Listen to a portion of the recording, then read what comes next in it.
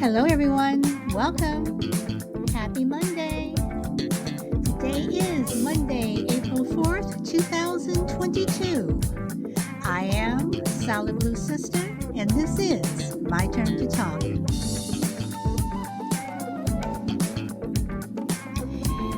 April 4th, the first Monday of the month, and I hope everyone is having a good day. Welcome, Frankie. You are number one. Baram, you are number two. Welcome.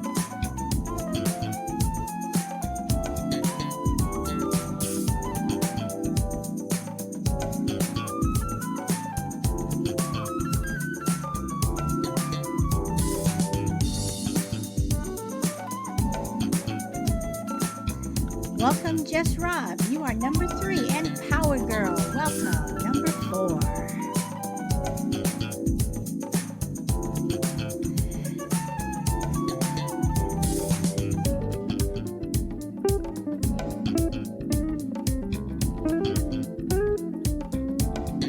Okay, we're going to get started here. Let's see. Okay, so today I want to talk about assisted suicide. Is it murder? Or are you just helping someone transition from life into death? So Dr. Kevorkian, or he was known as Dr. Death, made news in 1998 when he participated in an assisted suicide. So my question today, well, actually I have two questions. The first question is, would you help someone die? Or do you think that is murder? Do you think that we have the right to help someone die? Are we playing God? What do you think? I mean, assisted suicide, from 1998 to now, 2022, it's gone through its own, people are starting to look at assisted suicide in a different way. There are some states now that you can do it, but it has to be either in a hospital, and some places they let you do it at home, but a doctor has to be there. So I guess I have a third question now. What's the difference between a doctor helping you with assisted suicide as opposed to your husband, your wife, your daughter, your son? What is the difference? Just because I don't have an MD after my name, does that mean that it is murder if I do it, but if a doctor does it, it isn't? If a doctor is just giving someone, a handful of pills, I'm just using this as an example. I don't know what they, actually do because I've never been to one or been in the presence of an assisted suicide. But let's just say that a doctor is giving, you a handful full of pills, and I give you a handful of pills, and both of them are for the reason of helping you die. For a doctor, it would be considered, okay, in this state, you can do it, it's fine. But if I do it, is that murder? And why is assisted suicide? Why did Dr. Kevorkian, why was it such a big deal? Because he spent time in prison. So, you look back on it now, was it fair for him to go to jail for helping someone die? And he, continued to do it. It was something that, he went around the world talking about, and he got a lot of pushback. So, and I know that in some religions, I think for Catholics, they consider suicide a mortal sin. Is it really? You know, um, are we playing God? So those are my questions. So if anyone would like to come up and take the mic and give me your opinion on it, you are more than welcome. If not, I have no problem if you just want to sit back and listen. So let's see. And welcome, GP Man. And I don't know who this other person is. I can't, this squiggly marks or whatever, or coffee. I don't know who you are. So, but welcome. I can't read the name. So I apologize. So, okay. And then, while I'm waiting to see if anybody wants to come up, let's see. Okay, so Just Rob says, I'd rather not watch a loved one suffer. Okay, it takes the guilt away from them. Okay, let's see. Welcome, mate man. So, okay, so no worries, Ba. So when you say you would not, so Just Rob, when you say you would not want to watch a loved one suffer, are you saying that you would be for assisted suicide if they were to ask you?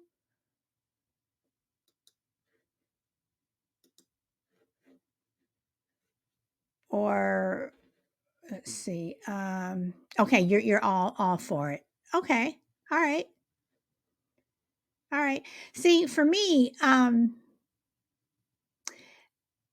depending upon the situation, I am for it. And when I say depending upon the situation, if it's just somebody who says, "Hey, Solid, I want to kill myself. Can you help me?" Then more than likely, I'm going to say no. But if it's someone who has cancer or some type of illness where every day for them is just hard. Every day for them, basically they're just and I don't mean to sound crass or anything, but they're just waiting to die. I would help them, you know, um, because I do believe that for someone to make the decision to commit suicide, um, I think it's something that for some people it's a lot of thought, especially when you're asking people to help you. When you're asking someone to, no worries, Rob. When you're asking someone to help you die, um, it's a big deal. And if you're going to ask them to do it, then it must be something that, that you're desperate for, but at the same time, um, I just wouldn't do it for someone unless they gave me a reason why. Um, Now, what if they're not sick in terms of in a physical way? What if you're not physically sick, but you're mentally sick? What if you are so depressed and you have dealt with depression, your entire life or whatever, and you have people who are depressed who do take their own lives? So, would you help someone in that particular situation? If someone were depressed and they fought with depression constantly. They had their ups and downs, but they had more downs um, uh, than up. What would you do? Would you help that person? If they ask you to help them in their life, what do you do? And then for you, after you've helped this person, how do you feel? Do you think that you would feel guilty? Do you think you would feel a sense of relief that you helped this person? Um, do you think that you would feel like you did a good thing because this person was just in so much pain, whether it be physically or on a mental scale? I mean, what would you do? Let's see. Just Rob says mentally ill is hard for me to agree 100% with, but I would consider it. Okay, Mate Man says suicide is the easy way out. I don't believe in that. Oh, okay. you know, okay, um, that's fair. And like I said, for Catholics, they feel that it's a mortal sin. And I used to believe about 20 years ago that suicide was an easy way out. But I will say this, that Barbara, I see that you're on the panel. I'm sorry, I see you are on, but I don't see you on my panel. So once again, I apologize. Can you go out and come back in? You know, only reason why I say it's not an easy way out is this is one thing that I really truly believe 100%. You don't know what is going on in someone's life. You don't know what someone is going through. Someone could have they could be going through incest where, someone could be getting, has gone through rape. Someone could have lost all of their family members. I mean, you just don't know what someone is going through. So on that note, I would say saying it's the easy way out.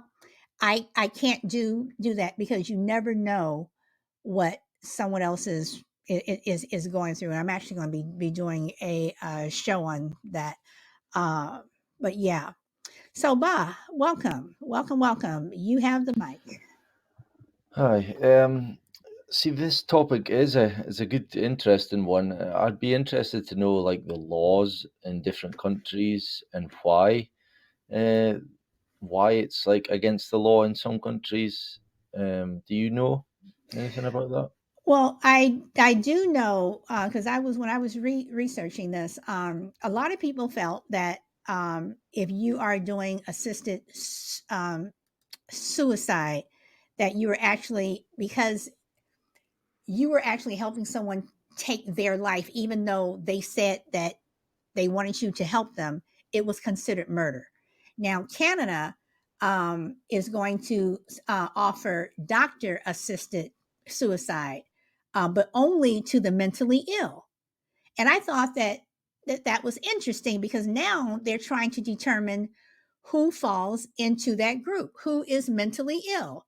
So if you're mentally ill, then my question is, do you have the capacity to say that you want someone to help you die? Does that make sense? Um, so a lot of laws in the US were based on if it was murder. But now a lot of things since Dr. Kevorkian and some other cases, the laws are, they're saying yes, you can do it, but only with a doctor. So does that help you at all, Ma?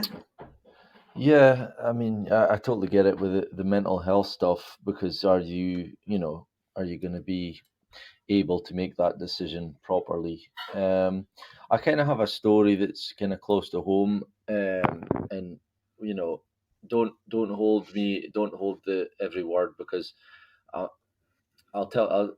My granddad had cancer in 2017, 2018, and it ravaged him over like 3 or 4 months. And I mean, I know he was given some sort of drug that accelerated that process.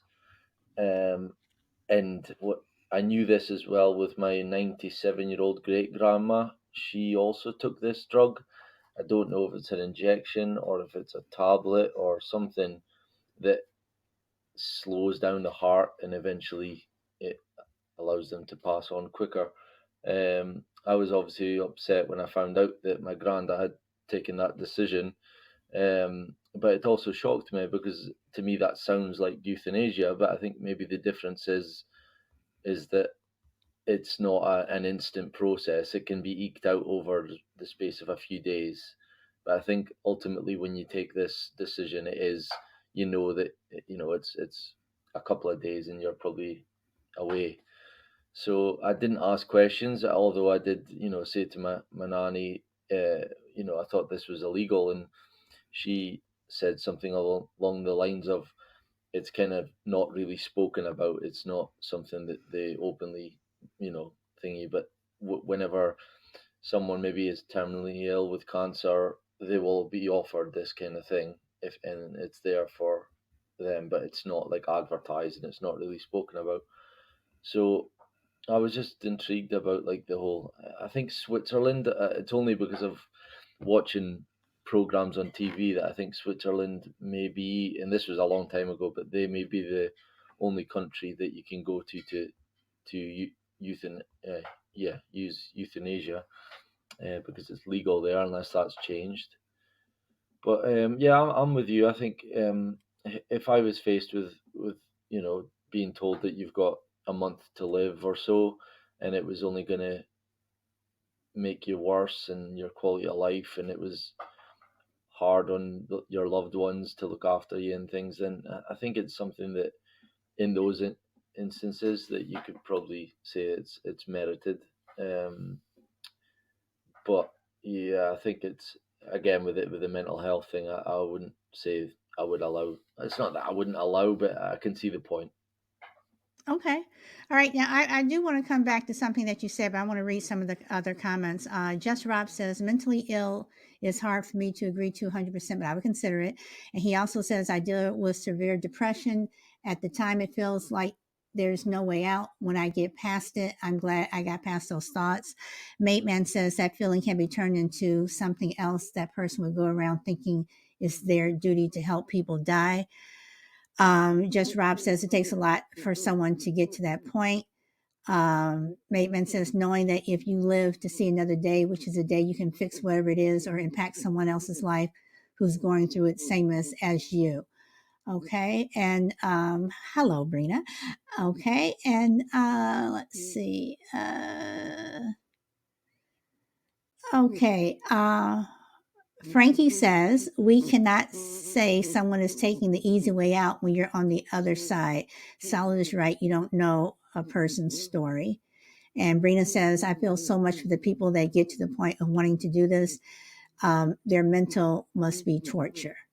Okay. So, Bob, I just want to ask you one thing. You said with the euthanasia.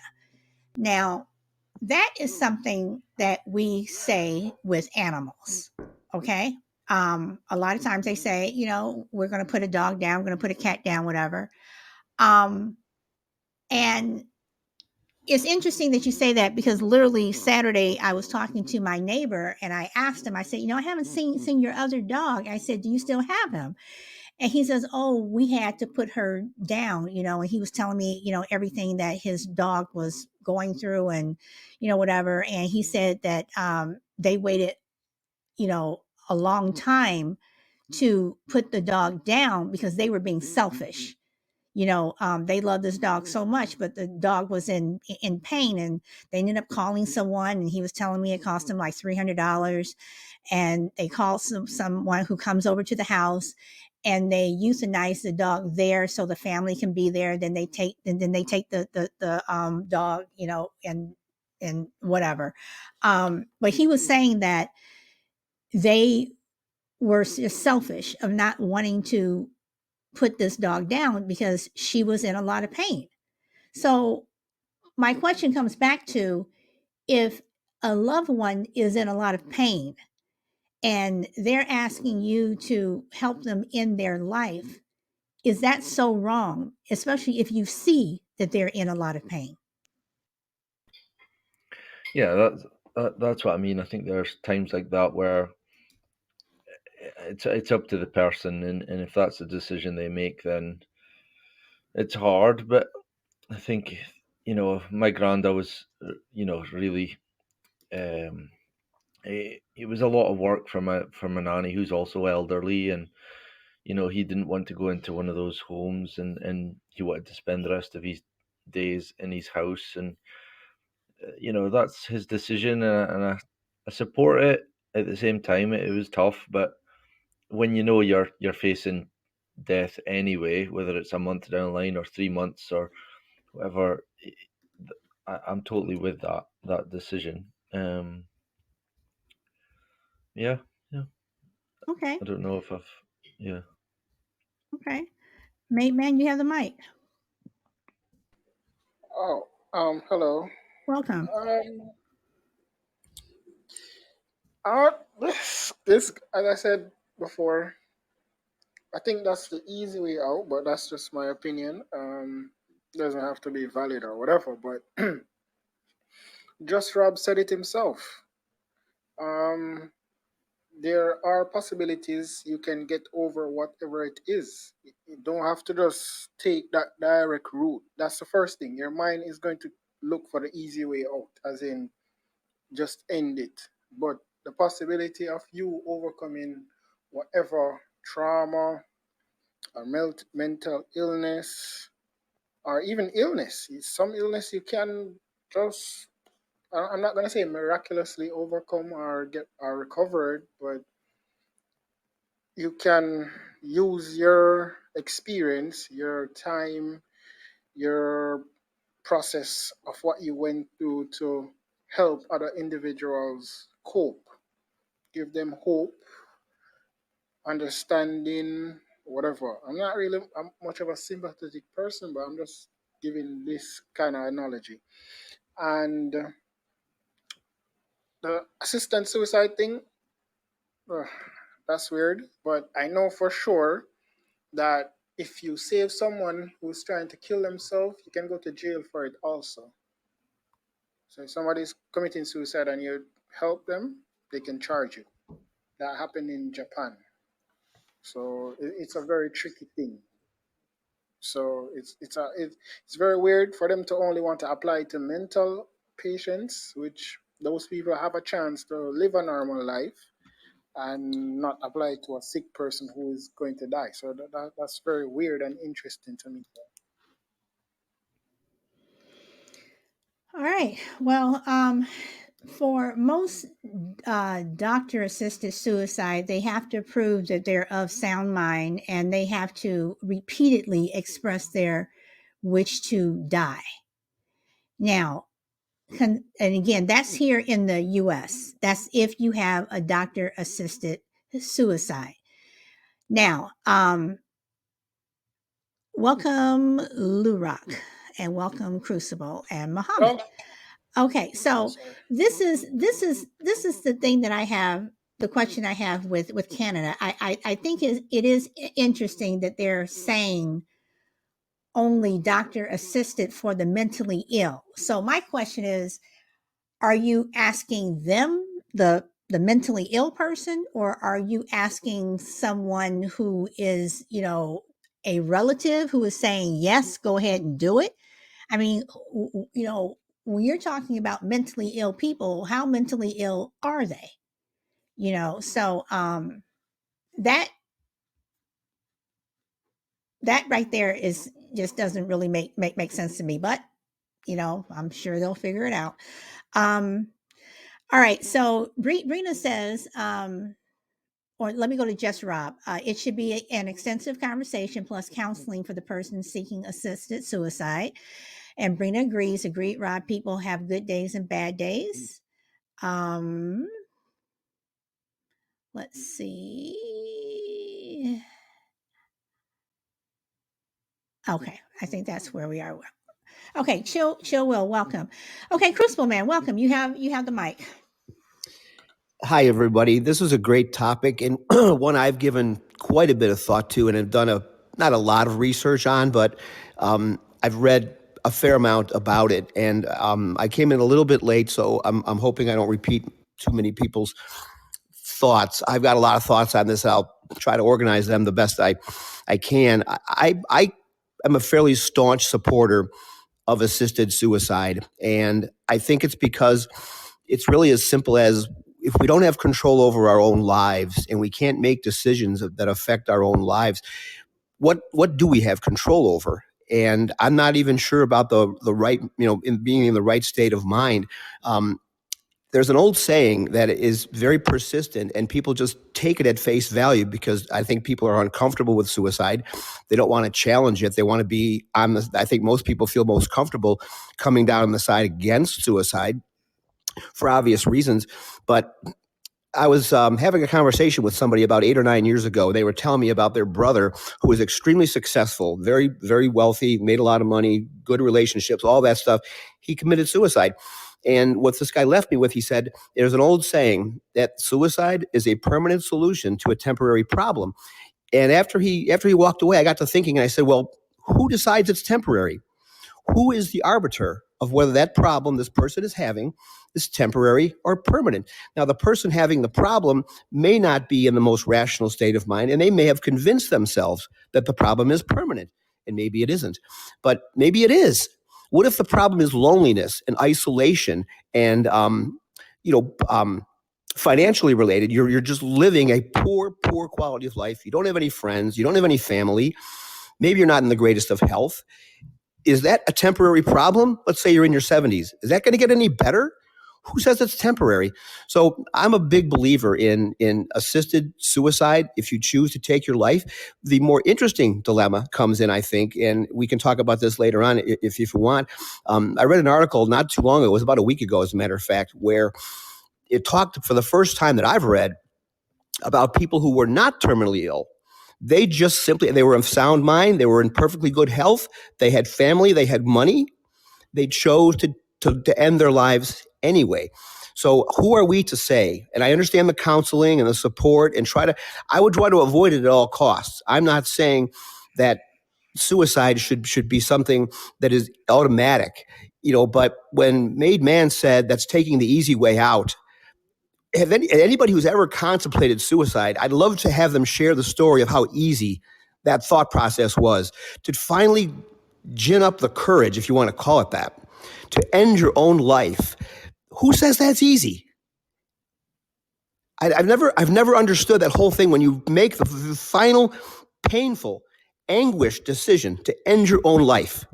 Please tell me on what planet that's an easy process. I don't understand. All right. Uh, Let me hold on.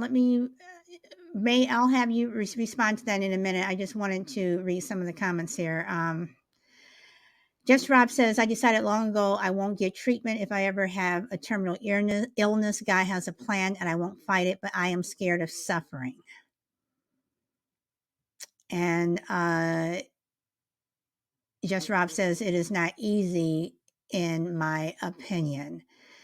And again, let me say welcome to Juju. So, Mate, do you want to respond to what Crucible said? okay, so the first thing comes to your mind whenever you're in a difficult situation. What's the first thing that comes to your mind? The easiest way out.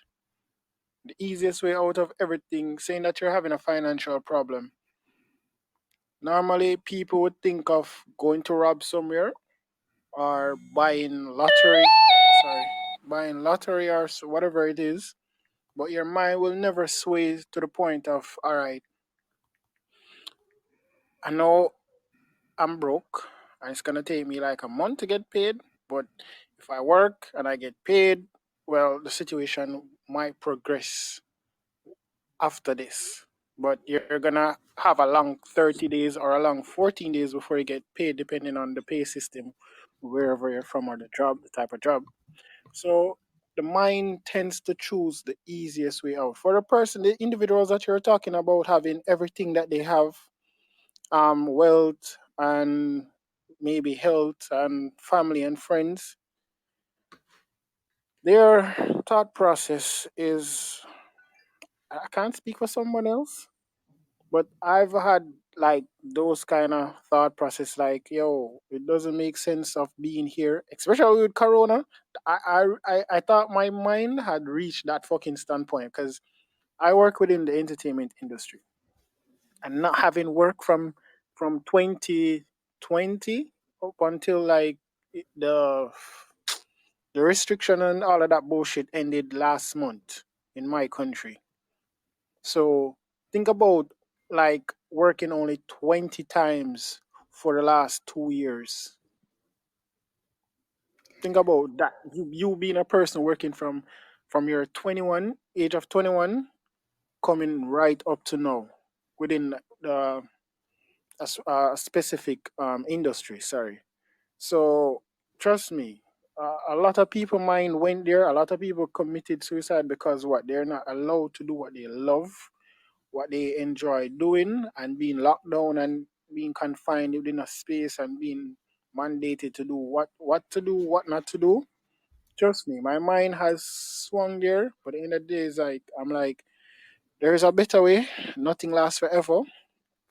And if Corona had continued, I don't know, maybe I would have changed fields or whatever, but it was still a tedious task for basically everybody who's working, especially if you're not a security personnel, like security, like a police or whatever, or a healthcare individual. So it was. You get me? It crossed a lot of people's mind. Some people did it, and as I said, if they had just hold on, held it out, they would have seen the light, a brighter way out. There's always a way out. The mind just tends to switch to the easiest method of getting out of things. Some, as you said, are permanent, some aren't permanent, but at the end of the day, if you choose to hold a firm ground, there's always a way out. Not the way that you think, but there's always other way out. Not ending your life. Okay. Crucible, I'm going to let you respond to that. But I will say this.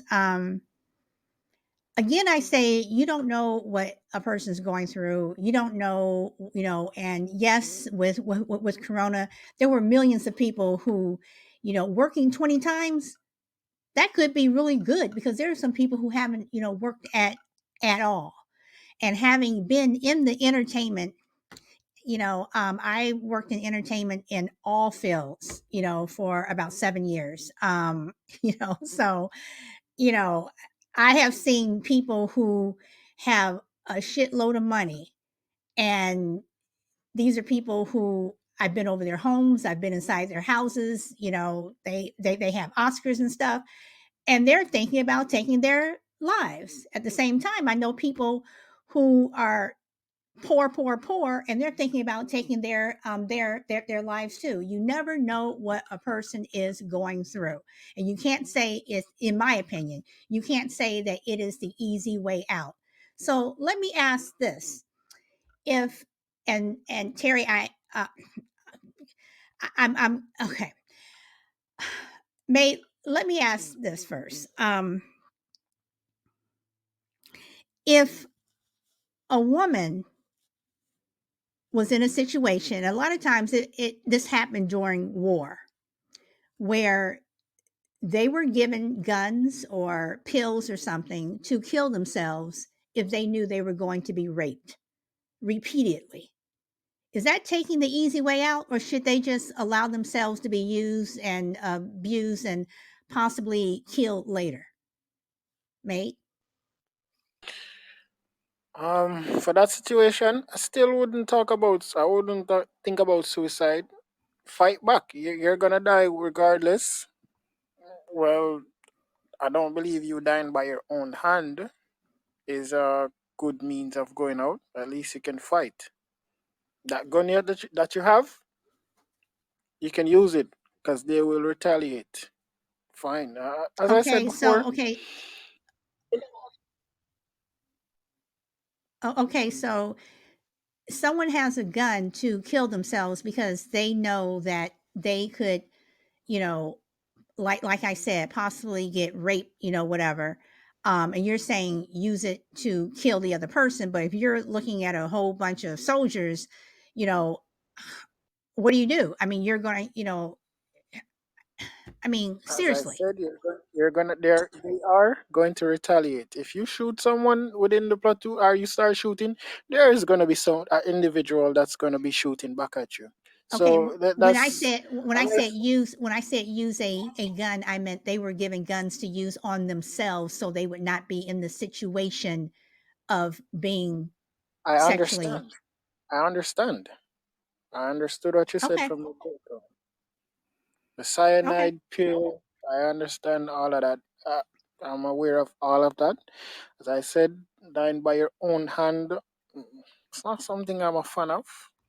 As I said, you can fight or do whatever you please, but To me, it's just not because you're all right. So you're a religious person.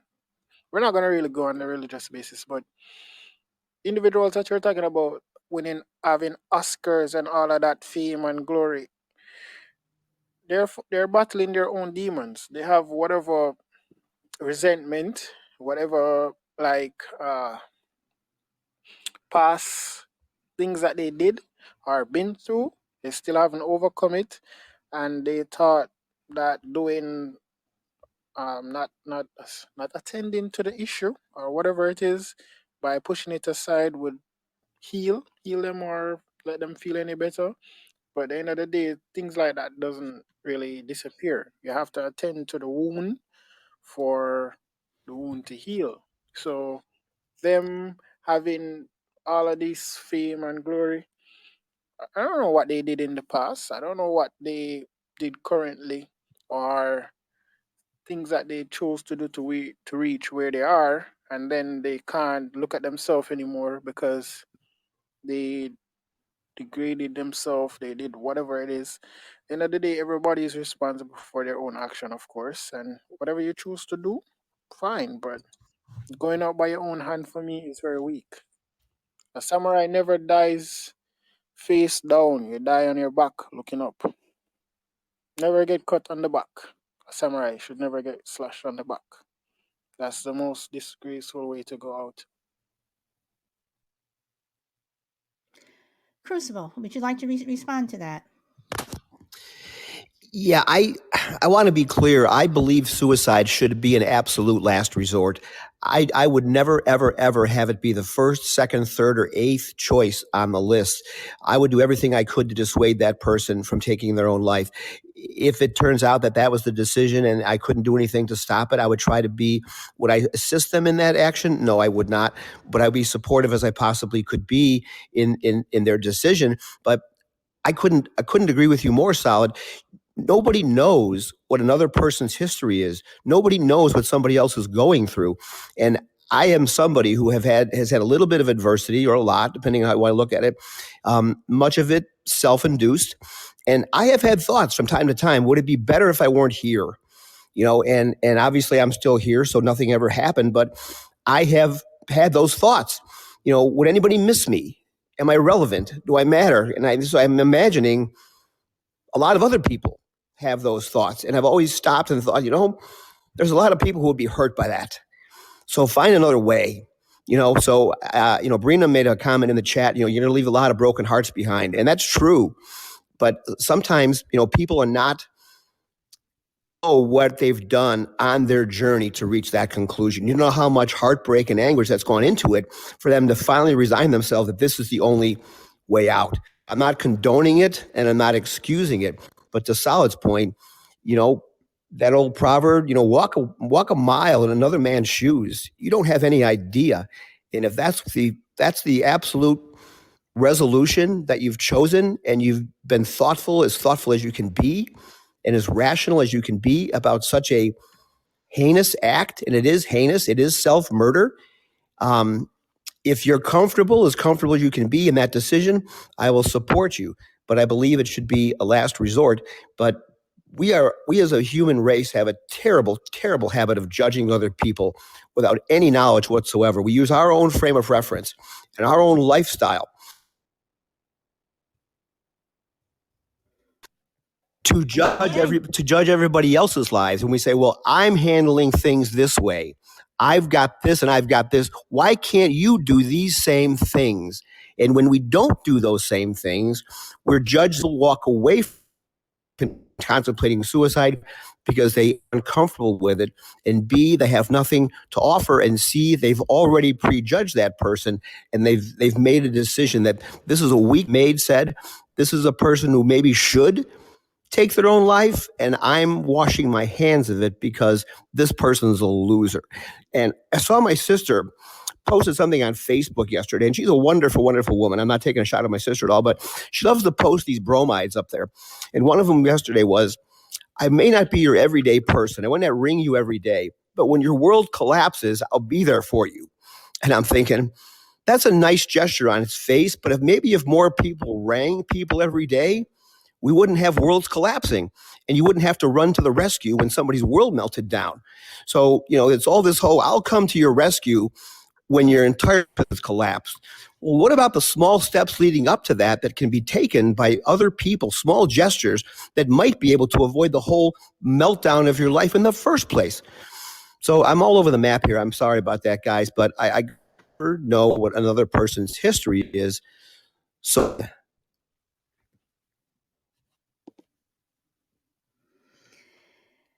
You know,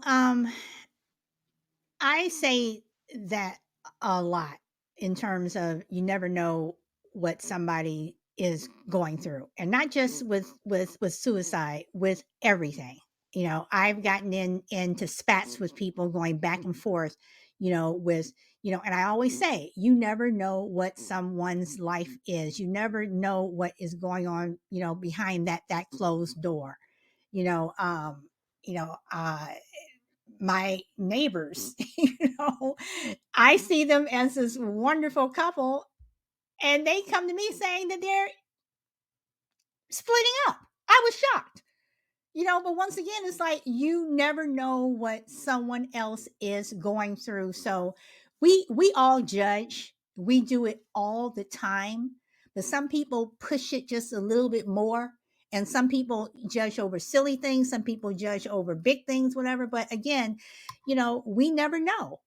And that's why when you look at the human race and we compare them to animals, it's like I still come back and I say the same thing. God just needs to blow everything up, start over, put us at the bottom, and put animals at the top, because this is what we do to each other.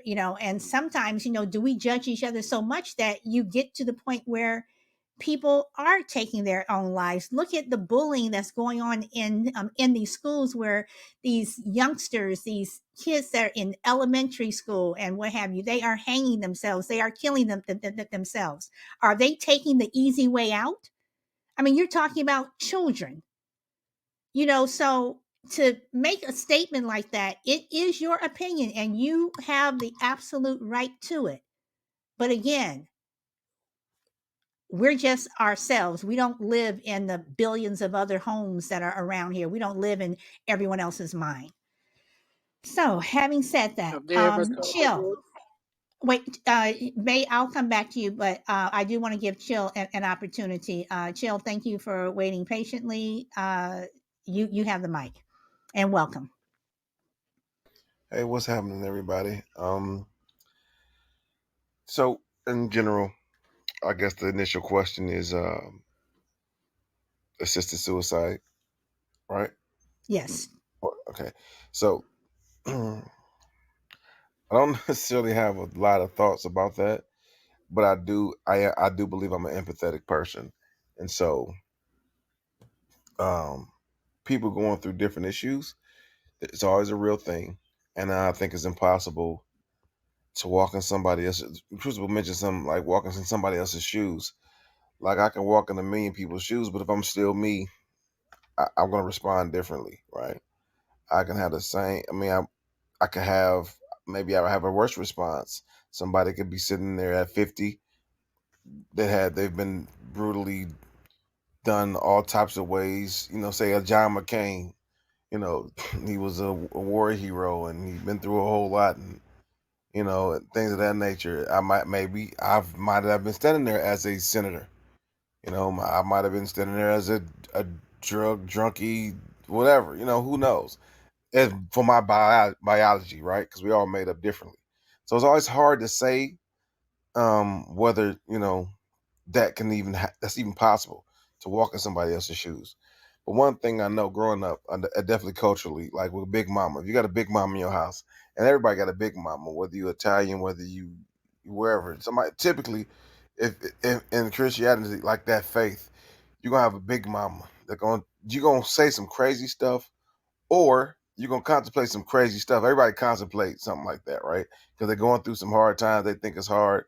Like, oh man, I just want to kill myself. Like everybody gets to that point to where you say some stuff like that. Whether you really mean it or not is whatever. But at the same time, there's always somebody in your life that comes around and slaps you in the back. Well, for me, it was my my grandma or slap him like a head, like, listen, you say some shit like that again, I'm gonna kill you. You know, and that's never an option. So coming from uh May's perspective, that's probably, if I could have to guess, that's culturally that's what it would be. You know what I'm saying? Like that's not even an option. That's never an option. You get taught that at a young age. I don't care what the hell you're going through. That's never an option. And so that's always gonna be hard for me to hear, right? But I do have to step outside myself and be like, damn, everybody else, things are different, cultures are different. You know what I mean? Some people don't think of that. You know, if I was a couple 100,000 years back, I might be ready to go to Valhalla. You know what I'm saying? So it's different as far as death. Death can be celebrated. Death isn't even like a thing because everything dies. Everybody dies. It doesn't necessarily have to be the worst thing in the world. And so it's just about so if it's assisted suicide, it depends on, I guess, in what state that person's mind would be, basically, for me. And was it really that bad? Everybody goes through things though, so if it is a rational decision to where you're like, you know what, everybody's going through some things. Just because everybody else going through things doesn't necessarily make your tragedy or whatever you're going through lesser.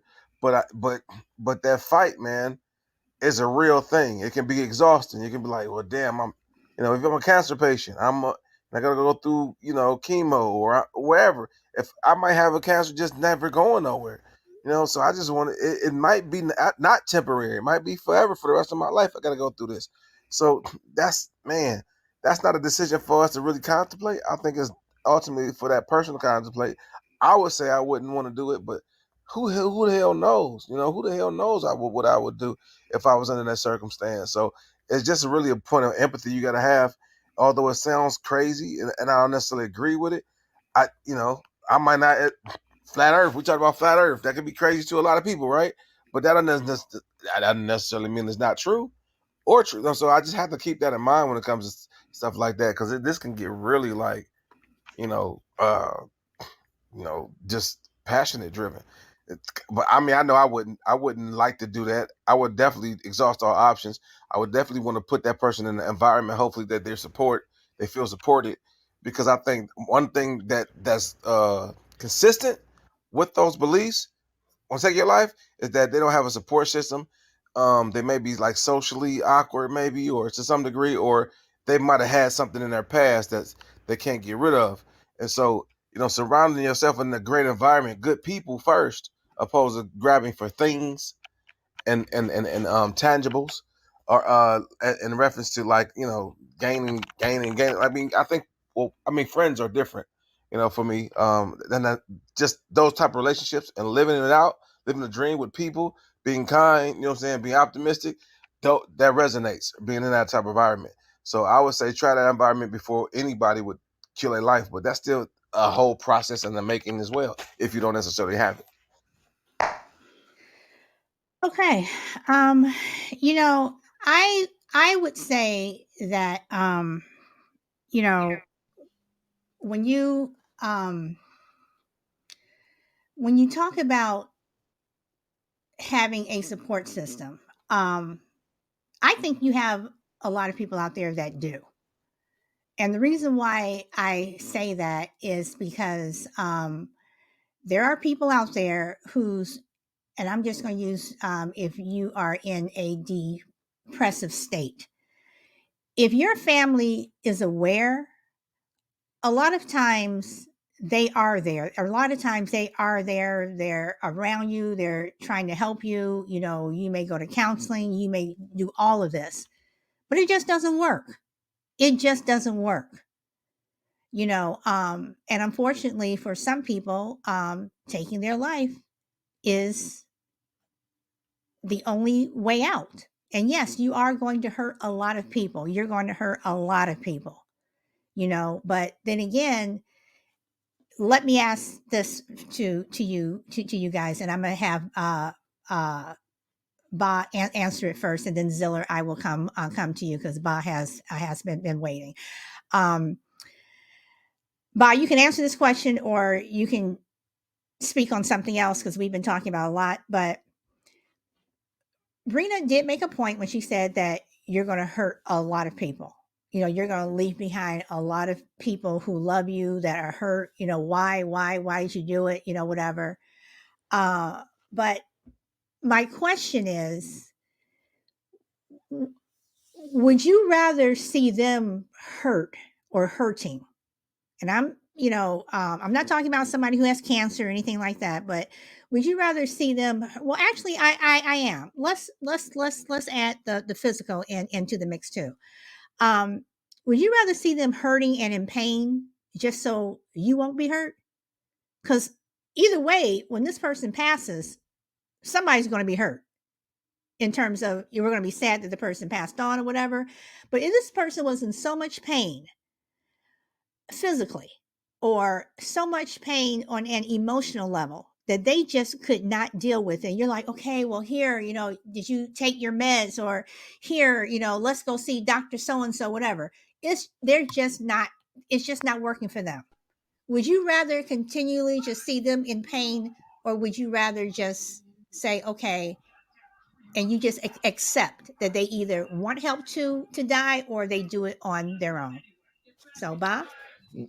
Yeah, I think that's why I think you have to accept it. It's tough, as I say, but ultimately it's their choice, and you don't know what they're living through, the pain and all that stuff. I'm more talking about like the cancer issues, because with the other issues like depression and all that, I don't know about that one, because I think it's more people can help. One of my best friends is he's done his mental health coach certificate course, and he wants to get into that sort of thing. And I actually went with him to meet someone that had tried to take their life, or numerous times, and we went for a walk in the park. We went and got dinner, and really nice guy. And I asked him at the end, "What do you feel is the best therapy?" And he said, "Look, just this." He's like, "Meeting you guys today, talking about normal things." He's like, "Just talking, and it's the best therapy." So with the and I know that's not the case for everyone, that talking might not help them, but ultimately there will be help. So in regards to someone that's feeling depressed, again, I agree with Crucible Man. It should be the very, very last resort. Um, and I even, just to touch on what Made Man said about the easy way out, it's difficult because, again, I think it's subjective. I think for some people it is the easiest option, but also for some people it's actually really hard and brave to do.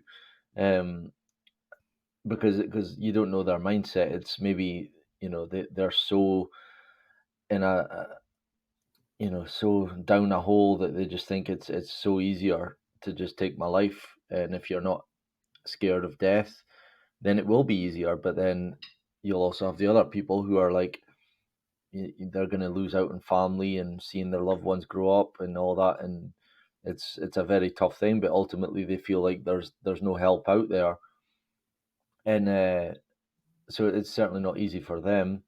Um, I'd also say that I agree with Crucible Man again. Like, this should be made maybe more available. It sounds terrible. Like, I don't want it being advertised as, come on, we're here if you want to kill yourself. But ultimately, I hate seeing, like, there was one time in my hometown not too long ago where we woke up in the morning to hear of a body hanging from a bridge.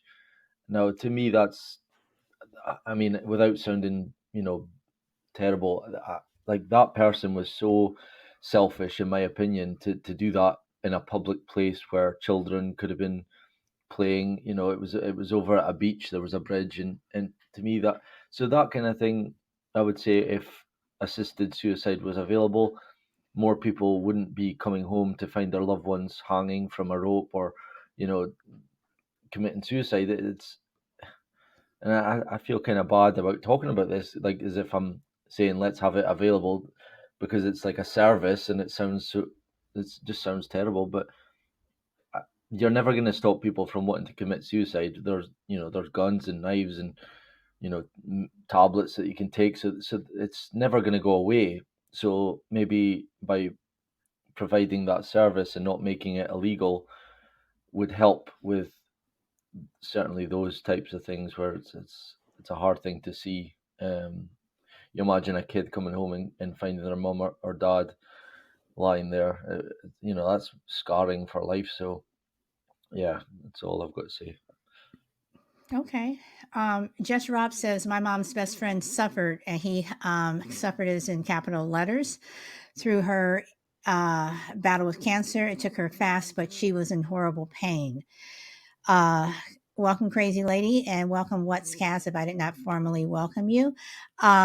Crazy lady says, if the pain isn't ever going to be reversed, then I would say yes.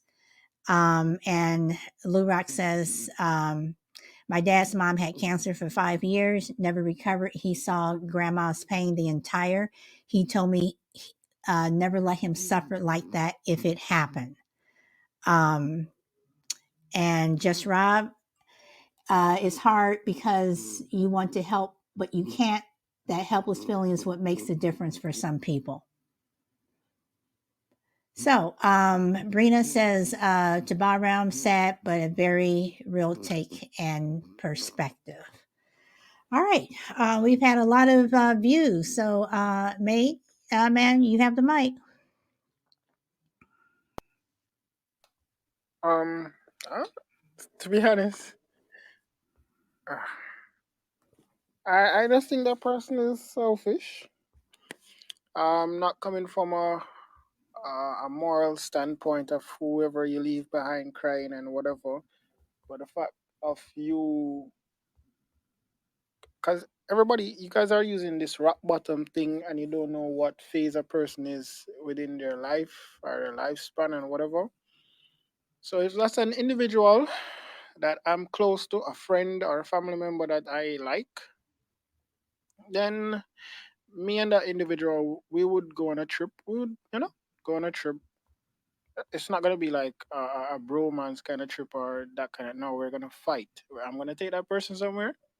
We're gonna have a good conversation. It has to give me a good reason for whatever. If he attempted suicide and failed, and I need to know what his rock bottom issue is, because if it's some, because to me there's nothing there for you to really want to just end it all, because another day above ground is a reason for you to fix it. You're thinking that it's hopeless, but trust me, it's not. It never is. You're just thinking that's your way out, you giving up, you choosing to just want to call it quits. I can understand that at the end of the day, if that's what you truly feel. But if it's like coming from a standpoint of you being broke or relationship or feeling lonely or some sense of whatever, that's to me that's I can't fathom the understanding of that. And as I said, man, that person, we're gonna have a good fight. We're gonna talk. If you want to get physical, fine, but you have to give me a good reason for me to be like, yo, I understand. You get me? But uh, that person would have to be like very close to me because I've never lost a friend. And I think I want to go before I lose any of my friends. I rather go first, like die, not me killing myself though. But none of my close friends or family members that I really care for. I don't think I could stand that, but I know I'm not gonna kill myself. I'm gonna find the individual who did it. But um, yeah, it's just something that I can't understand because, as Chill said, sorry, growing up in our culture, yeah, it's always a fight for survival. It's like growing up like kindergarten style. We've been fighting from day one, entering to kindergarten, right to high school, whatever other process school system that you guys have, grade school or whatever it's called. We have primary, kindergarten, primary, and secondary.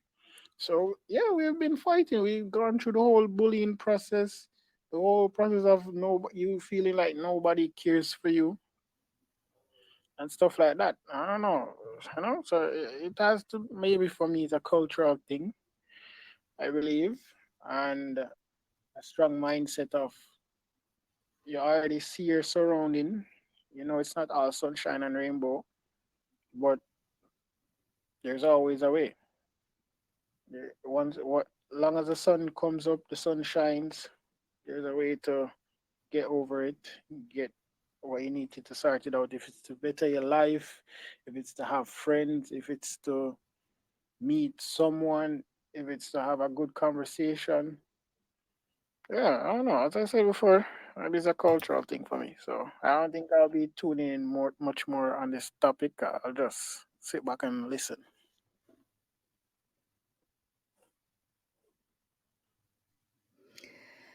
Okay. Um, I am passing the mic to Frankie, and Bahram actually came up with a really good suggestion, and I emailed Frankie about it, and she is all for it. So some of you all know Frankie's situation. So when Frankie is on the panel, I will pass the mic to her. But what I am going to do is I'm going to read her comment. And so, Frankie, I'm passing you the mic, and Frankie says, everyone has great points, but we don't know a person's situation. Why does he have to give you a good reason? And when you say give you a good reason, are you referring to Made Man? So, Maid, do you want to respond to that? Why does your friend have to give you a good reason to commit suicide? Because just as how the doctor, the assisted suicide doctor, needs a good reason, a good evaluation before they can do it, just as that. So you have to give me a good reason. It doesn't matter because it's showing you that I'm here for you. So it's the fact that you can't feel lonely, can't feel depressed, not having like a connection with person. And me and you were here fighting for you to tell me, or for me not to hear that you killed yourself. You get me? That that's a situation that I don't even think I would even attend that person's funeral. I swear, even if that person is very close to me. Maybe in the long run, yeah, it would haunt me to like not go to the funeral, but I know that nobody is equal and not everybody has the same mindset. I do understand a lot of stuff that you guys are trying to well you guys are saying. Sorry about that. But as I said before, my friends that I'm really close to, or family, I think I would rather go because funny enough, sorry to keep up the time. I had a dream one time that my grandmother, it was very weird. She's not dead, so that's good. That somebody wanted to kill her. It was kind of fending them off, and someone close to her killed her and was like crying in the dream. And I woke up crying, actually, literally crying. I'm not a person to cry, trust me. And for me, waking up with tears running down my face, I'm like, yo, I know for sure fact if like certain individuals in my life should pass, it's not gonna be taken very easy because I hold them very dearly, and I don't think how I would handle the situation. So it would be very crazy. As I said, I would rather pass before anybody that I'm very close to pass. All right. And Frankie says to Bahram, thank you for giving me a way to speak. So, um, Ziller. Hey, I wanted to go back to what Shilwell said, a little bit ago. Um, yeah, there was this, one thing that he said. Well, I have nobody, when I have growing up, and I still don't. Besides, actually, just this. Seriously, my family doesn't, help me. Um, Literally, there's nobody that taught just teachers throughout school year. I had to learn it all by myself, so there was nobody. Okay. All right. I am going to go to Chill Will. Zilla, could you please mute your mic? Thank you. Chill, you have the mic. Hey, yeah, Ziller, I that's what I'm saying. I said, like, even when those situations, I think, come from like the thought of killing yourself. I feel like a lot of those situations come from a moment of like you don't have anybody, physically, mentally, whatever the case may be. And one of the best ways of recovery is to kind of, you know, not only work on yourself, but have people or systems or whatever it is, whether it's Podbean to get you through like a point in your time. There's people on there that you connect with. However that is, having that available and creating that environment. Sometimes you need somebody from the outside helping you, and to do that, but being receptive to doing that, so you can live, so you won't be so stressed. But it's all a fight, right? In itself, you got to. That's a lot of creating to do if you don't have it. So that's why you end up in the rut you're in initially. So a lot of self reflection and hopefully having, and that's why we're blessed. Like some people, they don't know like how blessed you are, regardless of whatever whatever you want to believe in, fortunate, blessed, whatever you want to call it, lucky, I don't know. But people don't understand that look at others and be like, well, how could you do that? Because you've never been in that person's situation, right? Like, or like with May, like even then, like I'm pretty sure that the fact that you say you want to pass before everybody that's dear pass, that's the kind of same form of suicide. That's almost like you. So that's the irony in that. You'll be fighting your friend from not being suicidal, but that's to some degree almost that's probably the next step from being suicidal. So you got to go through those pains. That's what life brings us, right? Hurt, anguish. Without that, it wouldn't be no happy or euphoria. So we got to learn to appreciate all of it, and but it has to be someone like a elder or somebody to teach or some situation that teaches us to love life. And sometimes you just gotta let things be what they are. Sometimes it is sad. Sometimes it's what death is. You know what I'm saying? And we are very selfish as humans. I always say that, like, it's might be sad for me or other people, but that person might be in rest. But we don't care because we gonna miss them, or we want them here, or they gonna that's a selfish outtake for us, though. You know what I mean? We as our parents, we want our parents here forever.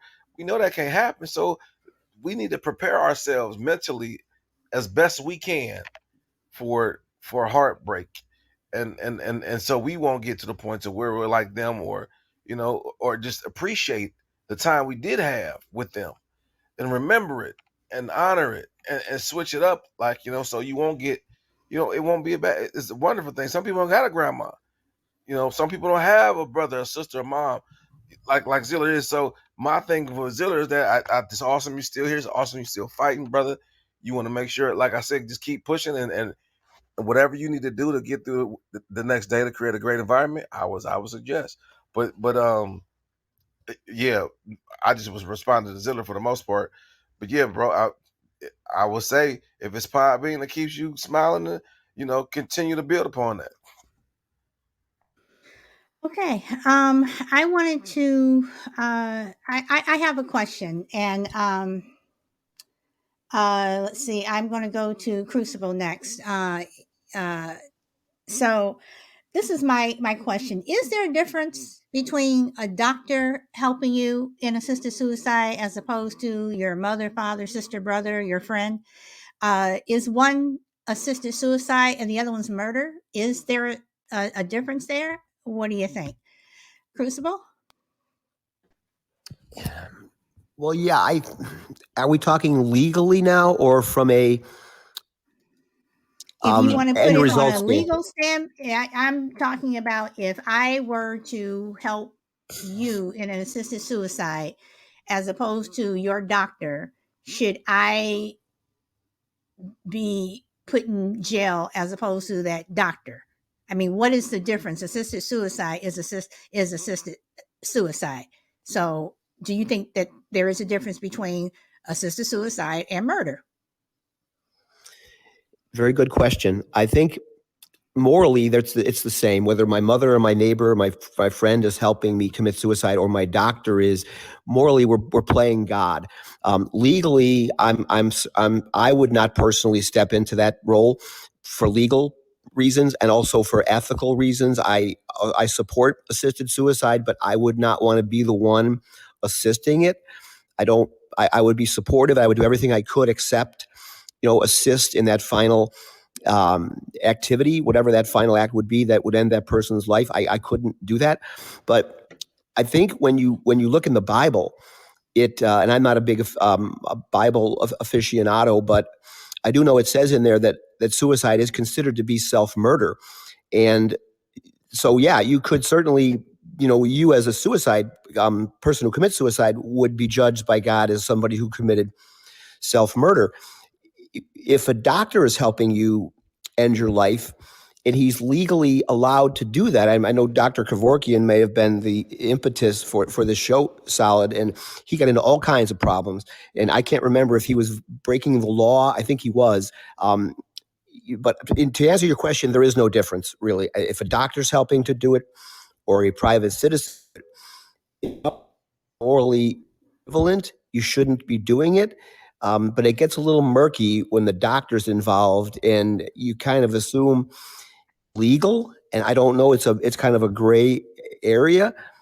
But anytime somebody other than God is making a decision to end somebody's life, I would tread cautiously there. I wouldn't be able to participate in that beyond just emotional support. Okay. All right. And before I go on, I want to read something that crazy lady said. The only thing that kept me from killing myself was my daughter. When my son died, I was lost, so lost. And then she says, if anything happens to her, I really don't think I would make it. And then Dina Joe replies, that has to be such a hard thing to go through. I am so very glad you are here. Okay. So, let's see. Okay. Let's go up to Bahram. Do you have any thoughts about everything that you heard? Yeah, that question you just asked, Crucible Man, was, I've been trying to work out, why. To be honest, I think that has to clearly be for the people who have debilitating illnesses that they can't do it themselves, because obviously if you were able to, you could commit suicide any way you wish. So for that reason, I would say it's probably just because maybe that, so they know that it's not murder. Like anyone, you could murder someone and then write them a note and say that they asked to be suicided. So I wonder if it's just that, unless I'm missing something. But to me, that's how it sounds. Is like the government or the authorities would need to know the procedure and to make sure that all the parties are Okay, so in agreement. So let me ask you this. So if someone got something stating, they wrote out a statement or whatever and said, I have asked so and so to help me with an assisted, whatever. Do you think that that should suffice for the court? Do you think the law should accept that because I am giving you permission, or I gave you permission to help me die? I mean, the obvious one is that they could be forged, but there must be some type of process where maybe they could go to the courts and write it out in person and sign it, and it can become a legal document, and then go home and get help. But then at that point, I'm just trying to work out why you would have to ask. If you were able to commit suicide, you wouldn't need anyone to be involved in that decision, other than getting the medicine, or is it an injection or is it tablets? I don't know what the process is, but if someone's, that's why I think it's key to say, is it the debilitated, the people with cancer that can't actually physically do it themselves, or is it someone who is able but they want to go through it the proper way and not take a gun or hang themselves? Then the proper protocol would have to be in place. And the only reason I think that is because you could end up getting nefarious, people killing people and saying, well, here's their letter they signed and they wanted to be killed. And yeah, I think it just cuts out all the mess.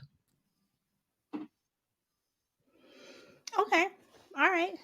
All right. And that's why I think with Canada, when they say that they're going to start offering it for mentally ill people only, that's where I have to question, whether or not, what I want to say, I have to question, if you're going to offer it to the mentally ill, how mentally ill are they? And are they the ones who are saying, yes, I want to do this? Or is it your mother, father, sister, brother who's saying, yeah, go ahead and do it? And are they doing it just because they want to get you off of their hands? Or is it something that person really wanted? So, okay. Mate man, you have the mic.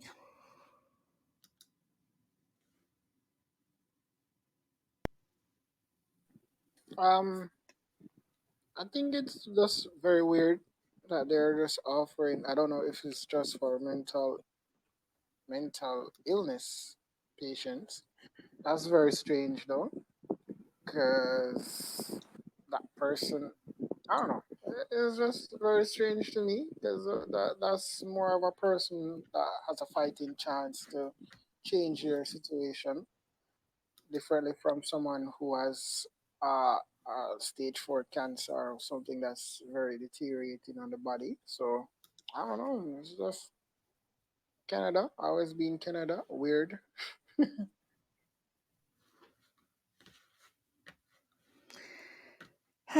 Okay. I have a question about Arizona. Arizona just had it's been all over the news. I don't know if you guys have heard it or not, but it's supposedly these two sisters traveled to Basel. I'm not sure where that is, Basel, and they paid $10,000 a piece to this particular clinic that specializes in assisted suicide.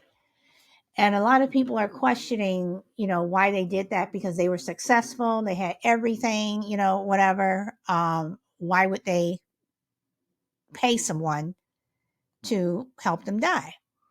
So my question is, if you cannot get someone to assist you, is your last resort to pay $10,000 or whatever to help someone help you die? So, Crucible, you can either answer that or you can answer anything else that was said since you last had the mic. I'm familiar with the story you're referring to. Excuse me. And I think it's interesting. To answer your question, I think yes, you should be able to perform that or to purchase that service. Bara made a comment earlier about that service being available. Sometimes just knowing that service is available as a last resort sometimes can calm you down to where you have something in your back pocket. If I can't fix this at some point, I can always go to Switzerland and end my life. In some ways, that may actually calm you down and dissuade you from suicide, because you have something out there that you can resort to if you need to. But I thought it was interesting, the two women you're referring to, one was a palliative care doctor, I believe, and the other one was a nurse. So I'm wondering if there was a correlation between their decisions to end their lives in this way by paying somebody, has something to do with the fact that they both worked in the healthcare industry. Palliative, I'm not completely fluent in that word, but I believe it is an end of life form of medicine, helping people be comfortable toward the end of their lives and the terminal illnesses and whatnot. So that may be an obvious correlation to say, well, they worked around people who were terminally ill, having very difficult lives, and it was easy to see why they would want to avoid that fate, and they'll get ahead of the game pay the $10,000 and just end it. But from what I recall about the story, they were both pretty successful in good health of sound mind. And they did their research. And from what I understand about this clinic, once you're there, I don't believe you're going through counseling sessions. I don't believe the intent is to try to dissuade you from your decision. I think they believe once you've filled out all the forms and gone through the interview process, once you're there, the end goal is to end your life. There are no counseling sessions. There's no, are you sure about this kind of stuff? They go about the very deliberate process of ending your life as comfortably and as painlessly as possible. But if you're of sound mind and you have made a decision that you feel better ending your life than living it, yes, I believe you should be able to pay whatever the service is charging and have that service performed. I think the fact that these women were of sound mind and were not terminally ill, that's the first example of that I've ever heard. There may be others out there, but I've never heard people who are of perfectly sound mind, successful, good family lives, paying that kind of money. And I heard they give you a choice. You can either take a pill at the end, or you can drink something. They play the soft music and they go through this whole very supportive, comforting end of life experience. But I can only imagine what it must be like, even though if you're of sound mind, and maybe especially if you're of sound mind, once you've taken that tablet or once you've drank that potion or whatever it is, sitting there knowing your life is about to end. I don't know what that must be like. But to answer your question, I'm going to finally stop. Yes, you should be able to pay whatever somebody's charging to end your life. Okay. And in terms of whether or not that clinic offers psychological counseling beforehand, they do. They do offer psychological counseling. Okay, I was not aware of that. Okay, good. Yes. So, just because I want to push back on this, because just because someone is successful, it doesn't mean that they're not going through something. Um, you know, eh, you know, you have, I mean, there are so many people out there who are, living double lives. You just don't know. Again, I just come back to, you just don't know what someone is going through. Now, there is a journalist, and I recommend this book to everyone.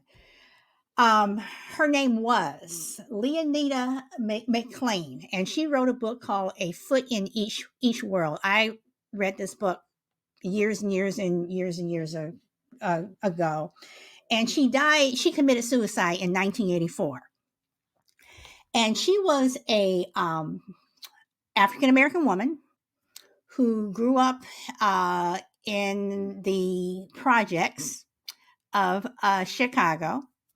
She made it out, and she ended up moving up to the Gold Coast. She worked for, I do believe it was the Chicago Tribune. It was either Chicago Sun-Times or the Chicago Tribune. But she was very successful. But she was tormented because when she went home, her family, who she wanted to move out, but they wanted to stay. So when she went back home to visit, the people who she grew up with and the people she grew around said that she was trying to be white. Oh, you're living on the Gold Coast now. You think you're this, you think you're that. But then you go to the Gold Coast, and excuse my French, I'm going to say this because this is in her book. She said she was just a nigger. And she struggled with that. She struggled with that for years until she couldn't take it anymore, and she committed suicide. So you look at this and you can say, oh, these people are so successful. Oh, they have this. Oh, they have that. Do they really? Do they really? Why do you hear about these people who have all this success, but they end up on drugs? All these people who have all this success, they end up just doing things that are just not healthy. They don't lead a healthy lifestyle. if these people are so successful, they may not be killing themselves, but aren't they kind of killing themselves by taking drugs and doing all these other things, all these highly successful people? So, you know, does success really matter in terms of if you choose to end your life? You know, is that person who has all this money who lives on the Gold Coast, are they more successful than this person who gets up every day and, you know, has to get up at 5 and take the bus and takes them 2 hours just because they can't afford a car, you know, but their life is rich and full and they're happy. They may not have everything, but they're happy. So those are questions that I have. Okay, Can Bye, I you wanted can I to say answer that? something? Yeah. Yeah, it was just to say, like, so this phrase gets passed about a lot, and not just on this topic, but like, we've already heard it tonight where people have made assumptions or opinions on why someone would maybe want to end their life. And I think that's where, talking about it is good. And, I think it's all about respect as well. But when people are suffering with depression, or and let's say, for instance, I was to strike up a conversation with someone like that and say, look, can I just say, is it maybe because of this, or is it because of this? That person might turn around one and say that, you have no clue, you don't know what I'm going through, and then, shut the conversation down or walk away. And that's counterproductive. Like, I think more people, you need to talk about it. And I'm not saying that you should force this person to sit down, strap him to a chair and say, look, talk to me. But ultimately, I think a lot of the reason why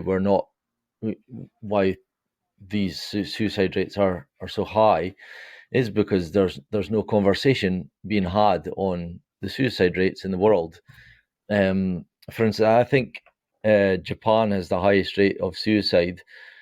So would it be fair to say that, who would you blame for that? What kind of thing would you say Japan needs to do? Because for me, I would say that stat there about Japan having the highest suicide rate in the world tells me that their government isn't doing a good job, because there clearly isn't a way out for these people, whether it's financial, relationships, job prospects. I think I was on the website just now, just having a look, and I think they have a high rate of teenage suicide rates because of their, I think it's something to do with their culture and like going through school, and if they fail their exams, they feel like, well, they're going to end up, being a, you know, like they're not going to have a successful life. So to me, that kind of points out that the government's not doing a good job of running that country.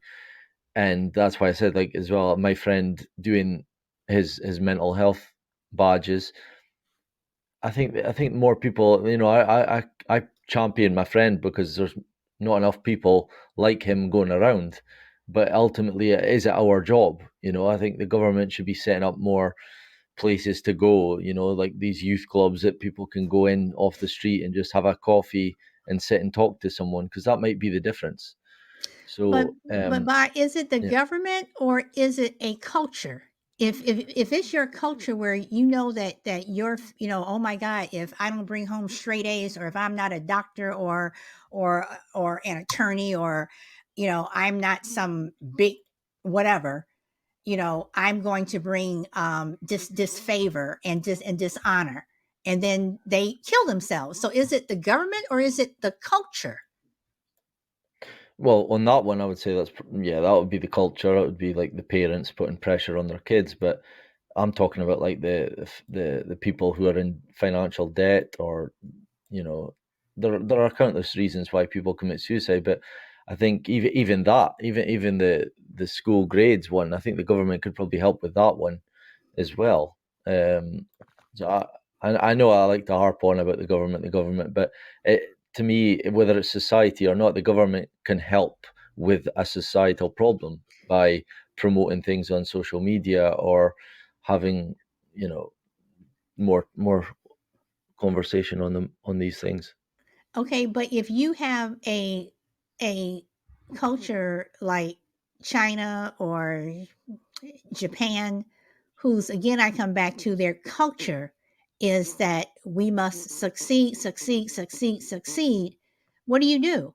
And I find it interesting that they frowned on suicide, yet during World War II, they had pilots who were basically, taught and told that, you're dying with honor. If you crash your plane into this ship and everything, you are dying with honor. So they're sending a mixed message, but again, it comes down to the culture where for centuries it was like, you must succeed, you must succeed at all costs, you will bring dishonor.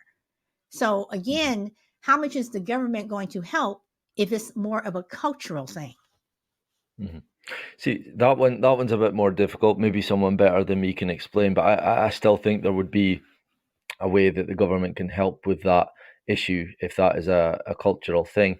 For me, like the easiest one that I'm thinking about is like if people are getting into debt and maybe even gambling, and a little thing like maybe putting limits on the amount of money that people can loan, or maybe even putting a limit on how much people can gamble a day. Little things like that. Like they don't advertise bookmakers on football jerseys. When my team goes to play in certain countries, we've got DafaBet, which is a betting company, and whenever we go to certain countries, we can't wear that on our top, so we have a secondary top with just our badge, and it's so that we don't advertise gambling.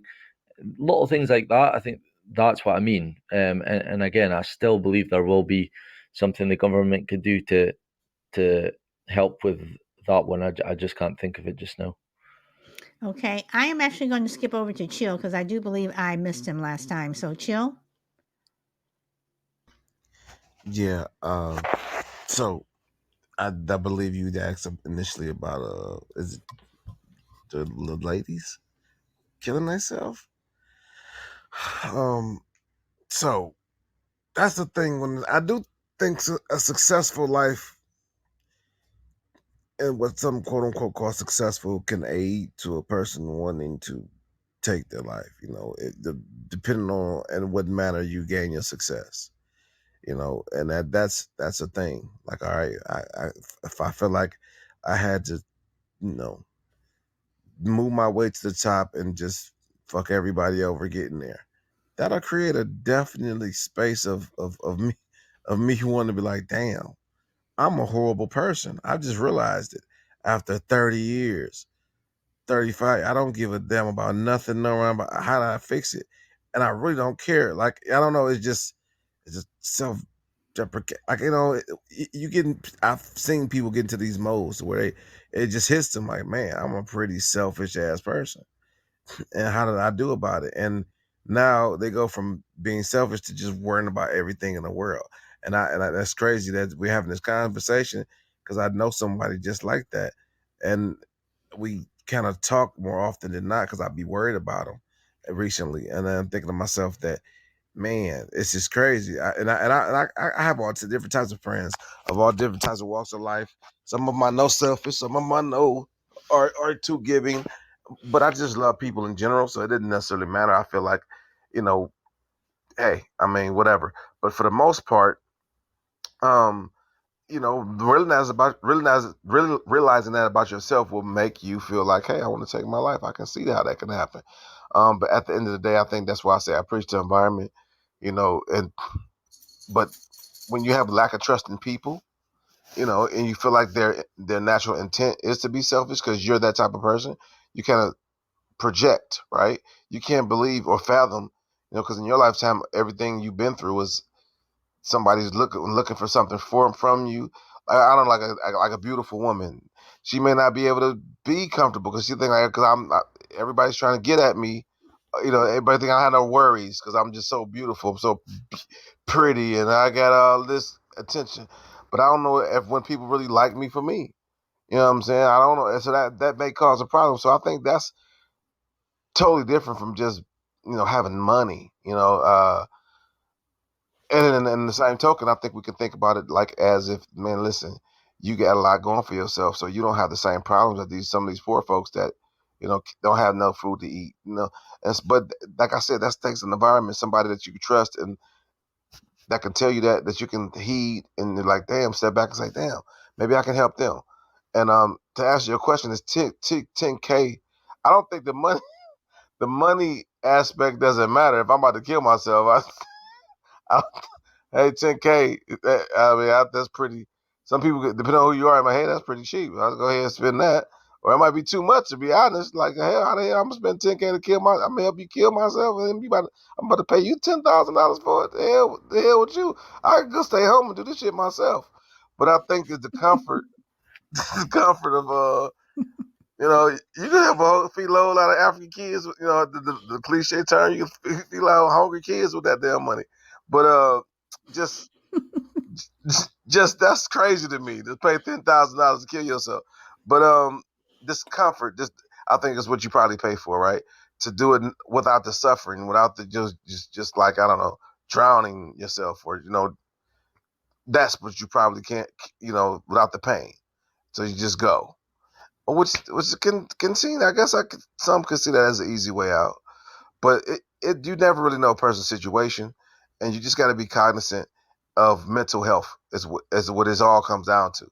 You just got to be Your mental health is paramount, and some things that we can't, most things that I feel like that are paramount, we can't touch. They're intangible. There are spirit, there are soul, there are thought processes, there are morals. That's the most important thing, and if we tend not to work on those things or even care about it until it boils over. Okay. Okay, I'm going to go to Frankie, and Frankie says to Bahram once more, good points, but there's always but. Okay, so before I wrap this up, I have one last question, and Chill, you actually just gave me the question.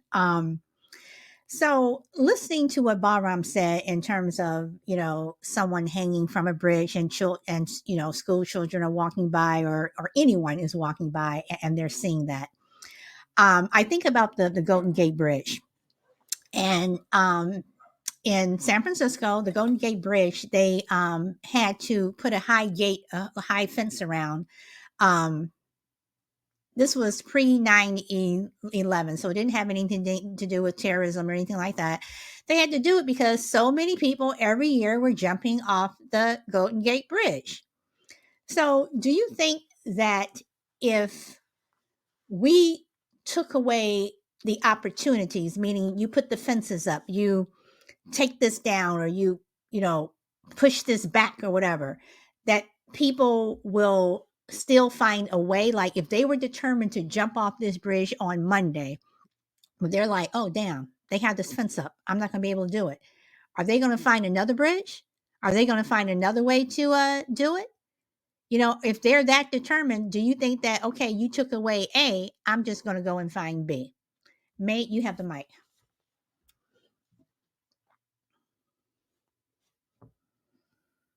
Mate, going once, going twice. I, I'm here. Um, people are gonna find means and ways of ending their life regardless. Um,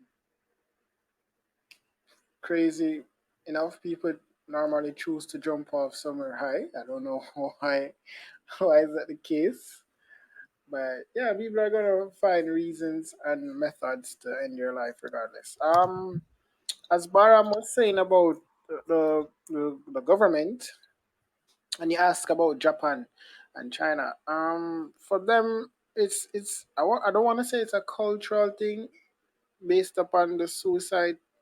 It's more, well, I don't even know how to put it, but it stems from pressure because their system is very different from ours. Their culture and their system, they're more pressured in towards progress and achievement. So it stems from family, and it also stems from the government.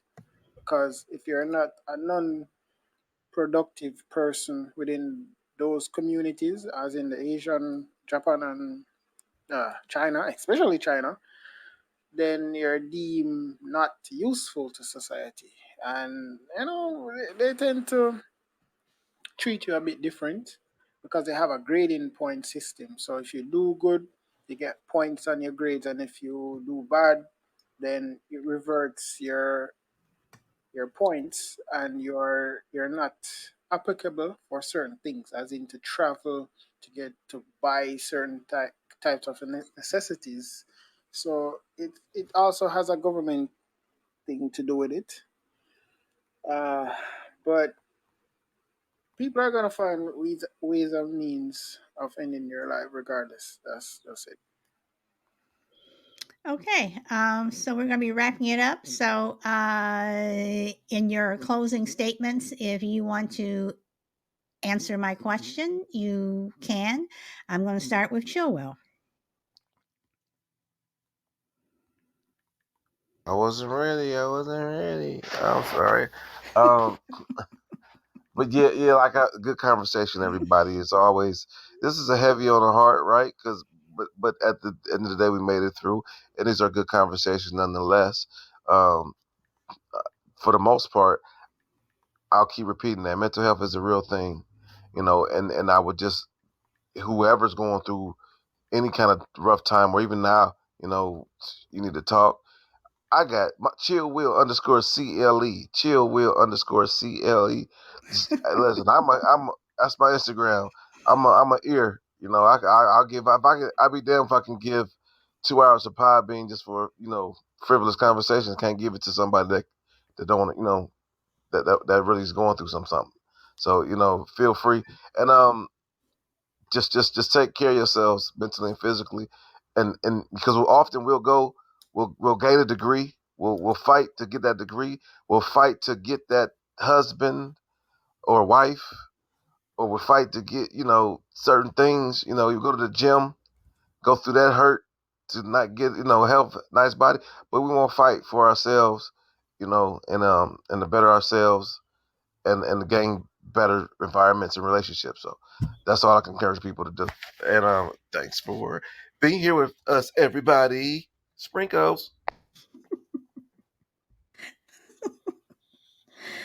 Oh, Chill, I don't know what I'm going to do with you.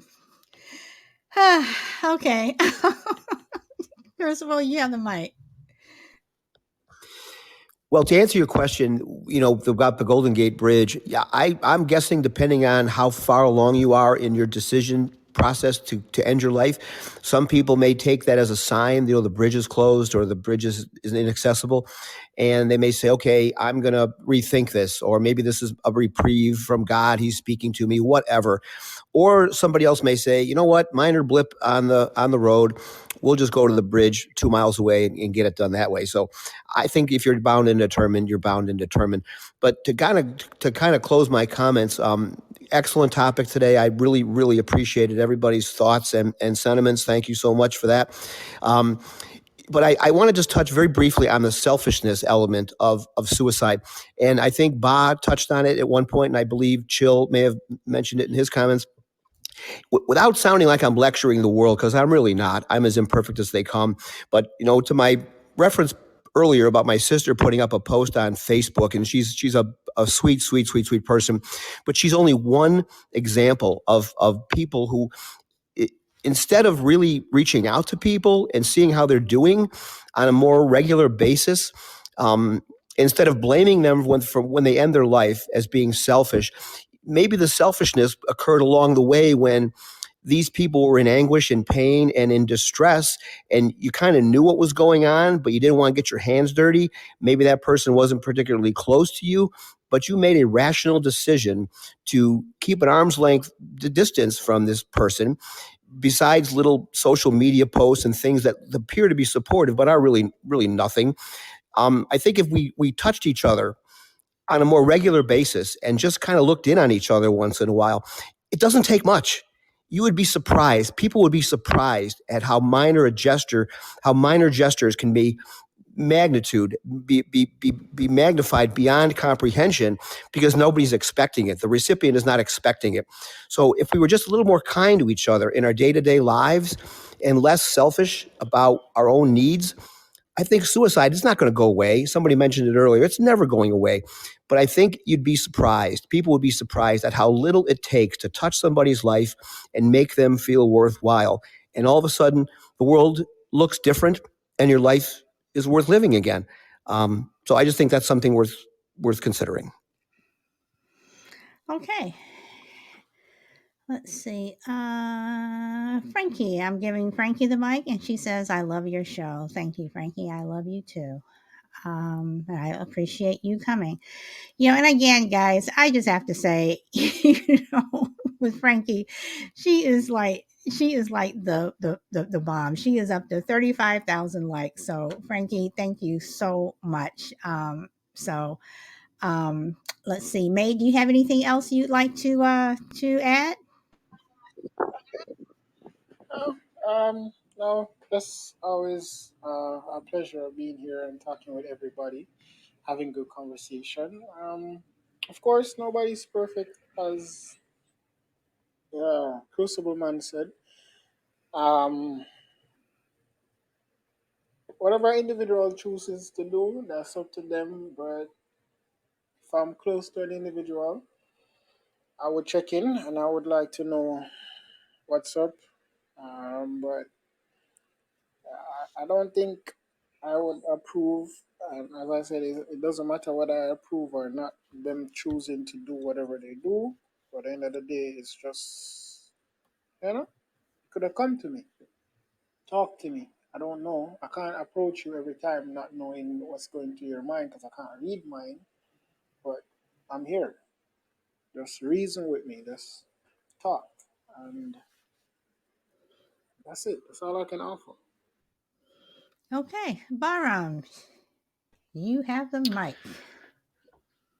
So this topic's been a really good one, and it's one that I'll have to think about for the next few days. It's something that I agree with Crucible Man. I think the option should be there, and I also find it interesting about what you were saying, where you got your topic for the show because of, where was it in America that they're talking about it again?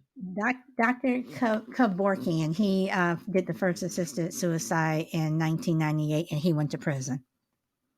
Yeah, no, but they're gonna make it more available. Oh, Did yeah, you say somewhere? Is it Canada? Yes, Canada will be offering it, but only for mental. Yeah, I still think it's really fascinating, to say the least, because of the way the world is the last couple of years. I think it's no secret that suicide rates have gone through the roof in the last 2 years, and they were already a big problem. And now we're hearing that Canada is going to make it more available to. Yeah, I know it's just a certain type of person, but I think this is going to become more common, and it's a sad thing. But with the state of the world and what COVID has done to the world with job opportunities and finances, I mean, has anyone read 1984 by George Orwell? I'm sure there's a lot of references to suicide and how it's a common thing. So it's interesting. And again, I would say, Crucible Man's got away with words that I'm not the best, but we've all got our phones glued to our hands. Well, I certainly do. So if you've got any friends that, need checked up on, phone them, go round, have a coffee with them. Because for me, in when I went out that time with my friend and one of his friends who is suicidal, that's what he said to me. Just a chat, just something different can brighten their day and maybe make them make that step to recovery. So thanks again, Solid Blue, for having us on, and it's been a great show again. Thanks. Okay, well, thank you all for participating on the mic, and thank you for everyone for your participation in the chat. I've said it before, my show does not work without you, so I appreciate all of you. Welcome Saturday Night Smoke, and a formal welcome to Saturday Night Smoke, Chris, and Kingzilla, you are back. Okay, so on that note, that's all I've got. I've got nothing else. I hope everyone enjoys the rest of their day or their evening, wherever you may be in the world. Go where the wind takes you, and I hope to see you tomorrow. Bye.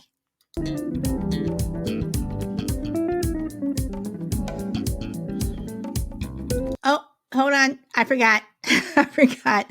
We are going to be putting out the chat we had with Chill Will. That will be posted probably this weekend, and it was interesting. So that is on Friendly Differences podcast. So you guys may want to check that out. So okay, bye. Go check it out. And This Chill Will said so. I am glad that you were there and we were not talking to your alter ego, Sweet Willie. Aha! And I am calling him your alter ego. Brenda, you heard that, baby girl? Where Angie at? That's only for the ladies. Oh boy. Like I said, 2 inches. Can we get some outro music with some cussing in it? Cause I get a rap song. Not here. You got to go somewhere else. Some Young Thug. You gonna have to go somewhere else to get rap. Sorry, I do not like rap. Don't like it. Come on now. It's better for my mental health. So you know what? Do you have a phone or a radio or a hi-fi or a record player? Yeah. Like I can't live without my radio. Yeah, to play that one. Okay, so then do it your damn self. Oh, I knew that was coming. Goodness. Okay. I am not here as your DJ. You are the DJ, so you can play your own music. Well, you're right. You're right. I'm just saying. You gonna play your outro music? I'm gonna turn myself on and I'm gonna play my own. We just gonna have 2 different outro music next time. Oh goodness gracious, Brina, you're gonna have to, okay, never mind. She gonna have to feed them kids. We got like 8 of them. That's what she gonna have to do. That's the thing. You gonna have to feed them. You know what I mean? See y'all. Yeah. Welcome, gang, but we are out. Bye, everyone. What up,